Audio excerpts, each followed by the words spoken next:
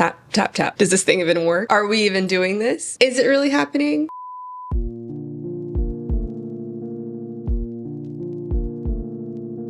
You haven't seen my face in such a long time. Honestly, I wasn't even planning on filming today, but I was like, I really want to get back on my YouTube channel, get back to being consistent. It's been a thought for weeks, if not months now. I finally just said, you know what, today's the day. I already have myself looking put together, but I'm like, I'm gonna sit down and I'm going to talk to my people, tell them that I'm back, and I'm so excited to be back, and I'm so excited to share all the things that have been going on in my life and all the things that are to come. We've got some major updates, if I do say so myself, but I'm back and I'm so happy to be back.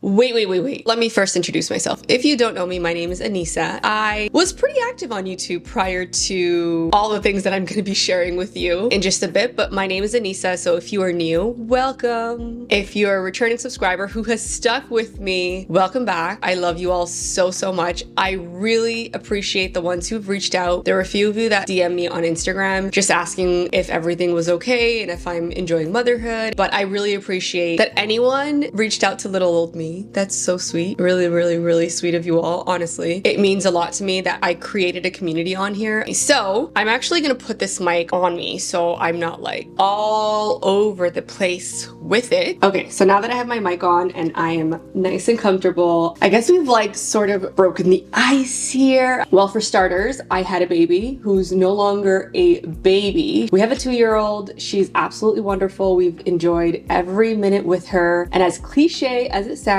she does really complete us as a family of 3 and brings us so much joy and happiness, and she's just absolutely incredible. So I was her main caregiver for the first 6 months of her life, and I loved it, but I was really burnt out, just feeling really overwhelmed. I always put on a happy face. I was really excited, but behind all of the excitement and happiness, there was really someone who was burnt out and was losing themselves, and my husband also recognized that. Family members recognized that, which I love. We have a really great community of people in our life that noticed it and was just like, you need to get someone to help you, or you need to put her in daycare. And at the time we felt like she was too young to go into daycare, so we figured, okay, I kind of want to be in the house at the same time anyway, doing whatever it is that I want to do. I was thinking about going back to school, which I am back in school, and I'll get into that later on. Long story short, we hired a nanny to come in full time from 9 to 5 every day to give me that break of just going to the gym, going to the library, running errands, cooking, doing whatever it is that I wanted to do with my time. That nanny just did not work out with us. Punctuality just really meant a lot for us, and unfortunately that nanny, she was incredible. She was great, but that was just one thing that I could not rely on. I couldn't rely on having medical appointments, passport appointments, and all these things, and she was always showing up late. And we had the conversation with her. We gave her plenty of time to fix it. So unfortunately we had to part ways with her. She was super sweet about it. And then through talking to family and friends, we realized that an au pair might be the best thing for us, somebody who lives in the house, and we can work their schedule around our lives and what it is that we're gonna do. So we matched with an au pair a couple months later. That was great. We had her for about 6 months. In that time, I also realized what it is that I want to do with my life. Decided that I was going to go back to school. So because I was going to go back to school, I felt like, okay,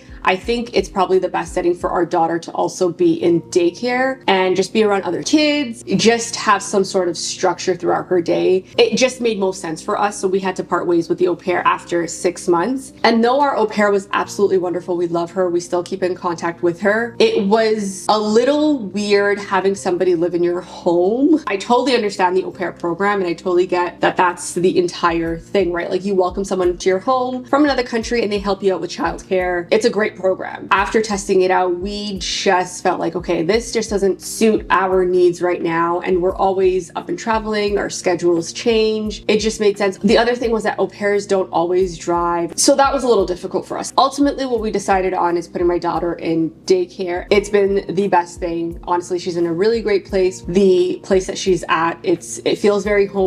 I can definitely go on and on about how much I love this place and how much everyone everyone in our life sees the difference in our daughter and how much she has grown and how much she has just like learned in such a short amount of time. It's been working really well and it works great with our schedule. The other really big update for me is that I am now back in school and I have like completely changed my field, completely changed what it is that I want to get into. But because I'm back in school, my daughter being in daycare has been a lot easier with my school schedule and being able to schedule classes around when she's in daycare. So that's been amazing outside of like when she gets sick, and daycare sickness is real. So we tried out the nanny that didn't live in house, then we tried out the au pair. I'm glad that we tried everything in that way because now we know what it is that we want when it comes to the next person that's going to help us with childcare and just be around us for the most part with our family and help out here and there. So that's the update on that side. But yes, the big update is the fact that I am back in school and I've completely changed what it is that I want to do with my life. And I want to take you all on this journey with me, which is so exciting. Honestly, it brings me so much joy to talk about, and I feel like I finally have figured out what I want to do. And though it is later in my life, I know typically people figure out what it is that they want to do in their 20s, but I'm in my early 30s and I'm glad that I experienced and could have all the experiences that I've had and the time, you know, like it's really a privilege to sit back and really think about what it is that I like, what it is that I don't like, what it is that I'm looking for, what kind of career I'm looking for. So if you don't know, I have a degree in criminology, which I got 10 years ago. It's 2025. Oh my goodness, it's been so long. So yes, it's been almost 10 years since I graduated and I have a degree in criminology. I'm a huge crime junkie. I love all things crime and I was able to work in those settings, which was incredible. Probably hands down the best stories, the best experiences that I've ever had was doing that work, and I loved it. But it also came with a lot of anxiety. However, I'm really glad that I've now come full circle and really understand what it is that I want to do with my life. And I want to get into healthcare, which is like the complete opposite. I am not a science girl. I haven't taken science courses since high school. I was like, good riddance. I'm glad I'm done and I'm going into arts and I'm going into writing essays, reading a lot and just writing a lot, as opposed to memorization and science and math. In undergrad, the only math related course that I took was a criminal statistics course. And even that wasn't the kind of math that I'm doing now. So I'm taking all the prerequisite courses that I need to take in order to get into the program that I'm looking at. So far I've taken anatomy and physiology 1 and 2, and I've also taken microbiology. I'm currently taking chemistry, and honestly, it's an experience. I have built my confidence so much. The first day that I attended class, and this was back in June of last year, 2024, the first class that I sat in, I was extremely intimidated. Mind you, it was a hybrid course. This is how you know I was so flustered. It was a hybrid course where half of it is online, half of it is in person. So you would do the labs in person and the lecture portion would be online. Here I am thinking that I'm going to log into Zoom and sit down for the lecture portion. That was not the case. I had a lab that day